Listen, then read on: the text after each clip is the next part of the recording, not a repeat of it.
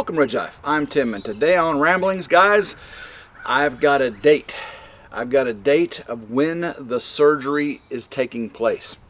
The doctor's nurse called me this morning at lunch and said that she talked to the doctor and they looked over scheduling with the surgery center and the doctor's schedule himself. And it looks like the earliest we can get in is March 20th. Okay, so March 20th, this month, I'll be in surgery. And we went over a little bit about what the surgery entails. Because I really didn't know.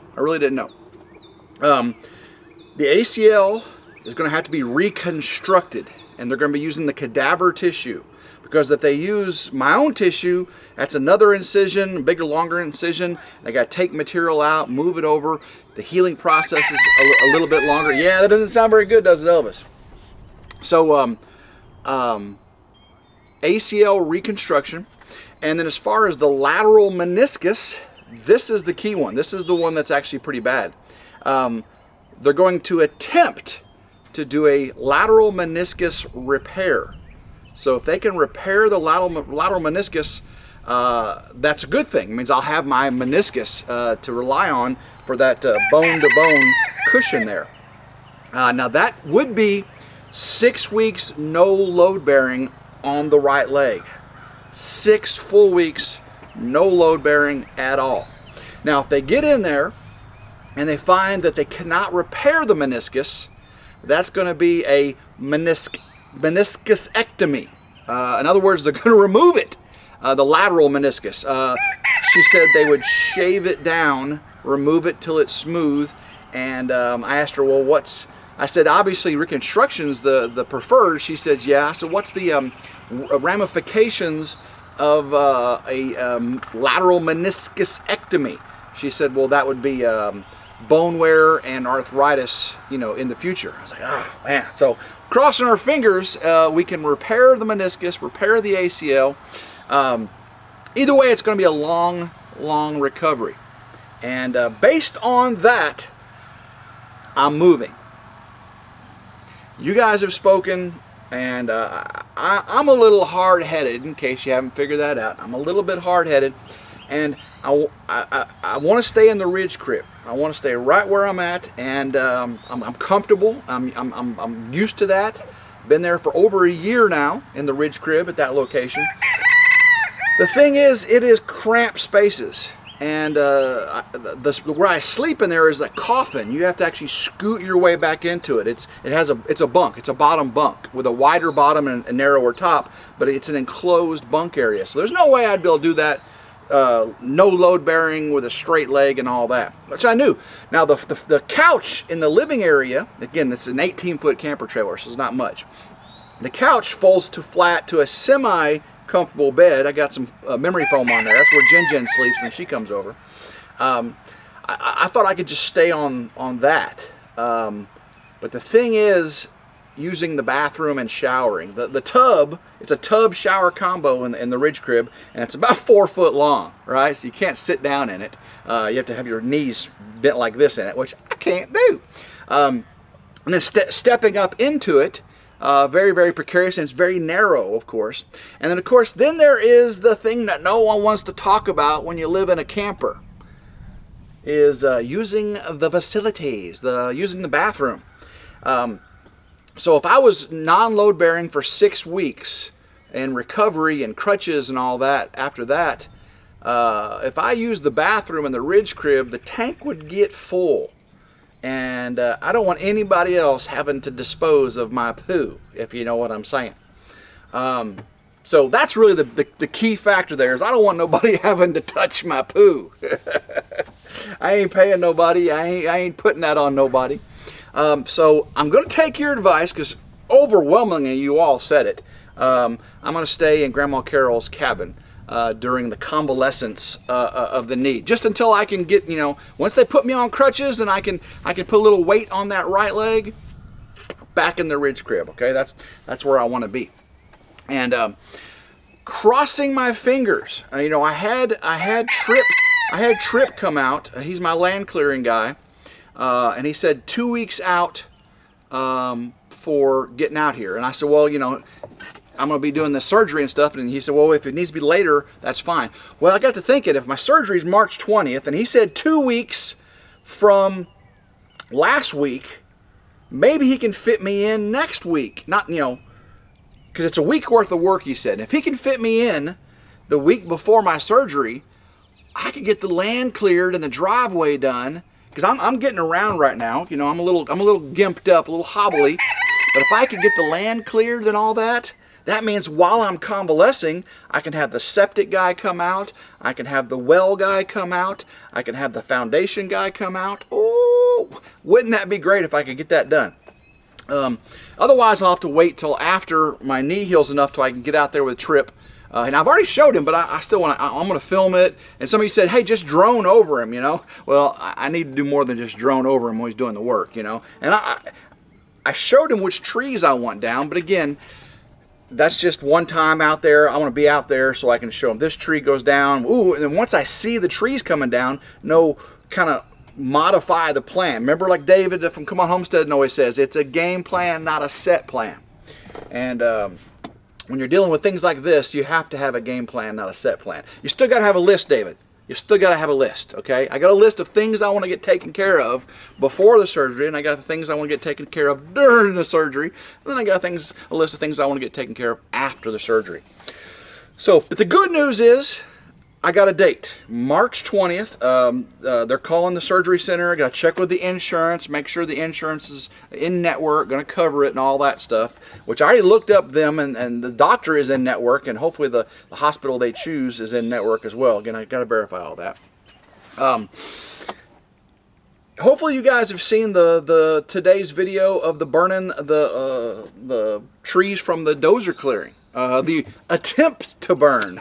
That stuff wasn't, I mean, we were torching it, we were burning it, oh my gosh, throwing diesel fuel on it. Hopefully you saw that, you know. And that day, it was a tough day. Thank you, Uncle Sonny, for helping out with that. It was, I definitely could not have done that by myself. Can't do a lot of things by myself now, and that's really humbling, and it's really having me get used to other people helping me and doing things, because that's just not what I'm used to. I'm used to doing pretty much everything on my own, you know what I mean? Grandma Carol's always helped me though, you know, cooks dinner for me, and I can use her laundry and all that. And if I leave the laundry over there too long, she folds it for me. Not that I do that on purpose, because you know. And Jen, she's been on the phone with me, and I've been keeping her. She's the first one. Well, Grandma Carol and her are the first ones to know. And of course my family, my kids and everything. And the family, I told the family already. But it's big news. It's getting real. It's getting real. The fact that I've got to move out of the Ridge crib. And it's dynamic here, you know. But right now I'm scheduled to go back to work on Monday, limited duty. There's some situations going on with that. I'll find out more here this afternoon, and I'll give you an update on that tomorrow. It could be some big news there as well. Had to change my W-4, knowing how long I'm going to be out now. You know, I took the 401k distribution to pay for my primary residence after the hardship of divorce, and I've been trying to make sure I have enough taxes taken out to cover that. Well, now that I'm going to be off work on sick leave is about half pay. I was on vacation for a week, and that's about 2/3 pay, and now I'm on sick leave for the last couple of weeks, and then of course during the surgery. So hopefully I can get a little bit saved up before then. But yeah, I had to change my W-4 because I was having a bunch extra taken out to pay for the taxes and stuff. But if I'm not working as much, that might take me down a tax bracket, because sick pay does not pay. I'll tell you that right now. But it's good to have. Again, counting my blessings every day. I've got a video I finished this morning, guys. Gonna blow your socks off. Gonna blow your socks off. It is the visit to Come On Mountain. Hey, Tim, you've been to Come On Mountain how many times? Well, this one was different. This one was more reminiscent of Freedom Weekend, but it was smaller. It was the immediate family group. I guess it was six channels represented there. So it wasn't the entire family group. But it was a good portion of them.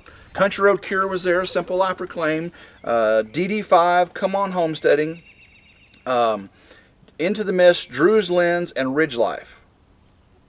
And Junk to Gems. Hey, that's way more. So I got 8 there. Okay, there's 8 channels. I can't count. It's like when I was taking these trees down over here behind me. I said 19 clusters of trees and 17 and 15. I got the numbers all mixed up. I got a big old bunch of trees down, put that way. And we left 3 trees. But the video coming out this weekend of Come On Homesteading, I called it the Family Barbecue Bash. And a lot of beans were spilled, a lot of secrets exposed. You're gonna see a side of some of your favorite channels in their element, feeding their face, playing games, having fun, chit-chatting. David gives us the exclusive tour of the off-grid cabin.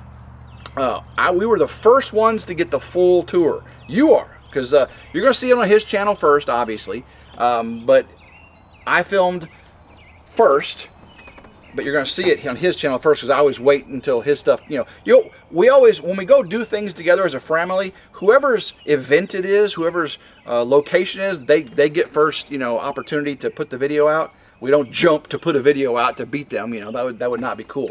So David's going to, he's already released his bathroom premiere, and then once you see the full kitchen reveal, then you're going to see my video, and you're gonna be really pleasantly surprised, because he's showing you around in his video from his perspective. I'm showing you around his stuff from my perspective, and with my questions and my point of references. And secrets exposed, people. Secrets exposed.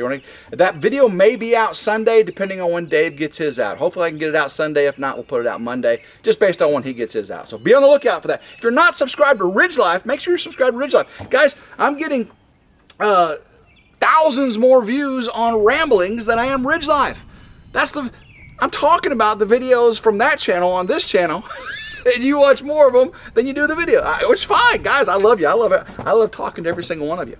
But if you want to see more on RidgeLife, let me know down below what you'd like me to see. What would you like me to change on RidgeLife? Because I'm a little animated over here. I'm probably a little less animated over there. I know I need to be more. Elvis, you're animated enough. You just stay right where you are. But guys, I really appreciate the feedback of what I can do to make RidgeLife better, because in the next couple years, hopefully it's my full-time job, and I'm going to make sure I'm doing you justice on those videos. Whatever you like, leave a comment down below here on Ramblings, what you'd like to see more of, less of, better of over there on RidgeLife, and I'll see what I can do. Love every single one of you, okay? So guys, until next time, I hope everyone has a blessed day. Keep rambling and go RidgeLife.